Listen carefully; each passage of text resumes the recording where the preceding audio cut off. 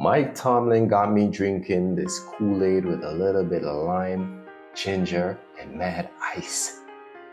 Aaron Rodgers, starter for the Pittsburgh Steelers, QB1, aka number 12.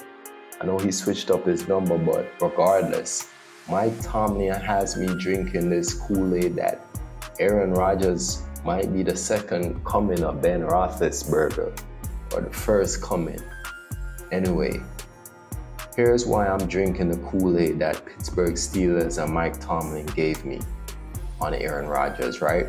The AFC North, one of the most difficult divisions in the league, and all four of the teams in that division, minus the Browns, of course, are likely to make a strong push for the playoffs. It's possible we could see two of them in a wild card, and one maybe even win the AFC, one win the whole AFC, right? And here's how I rank them in order. Strength, the strengths of the team in that division. And I have Ravens first, Bengals second, and Steelers third, runner-up Browns.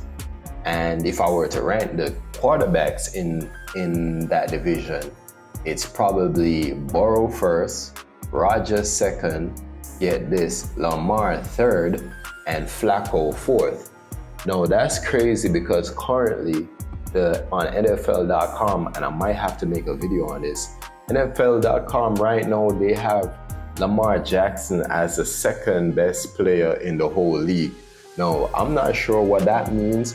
If they're probably just ranking Lamar Jackson heavy on fantasy points. Like, Lamar Jackson is like a big contributor to his fantasy, right? For fantasy points, like when I'm doing my fantasy draft, like I do have Lamar Jackson if I get first pick, or if I'm trying to get first pick. Yeah, I'm going for Lamar because he running, he throwing the ball. Right, so Steelers, in my opinion, Steelers now have a QB to legitimately compete for a chip. And they also have upgrades at wide receiver and tight end on the defensive side. So even Russell Wilson would cook a little more with this team. So Sunday, I expect fully, we know the term any given Sunday, like, could Justin Fields actually come out and show up in a big way? I doubt it, right? I got the Steelers winning by +7, and I see no reason why Rodgers won't throw for like 200 plus yards and 2 TDs, no interceptions.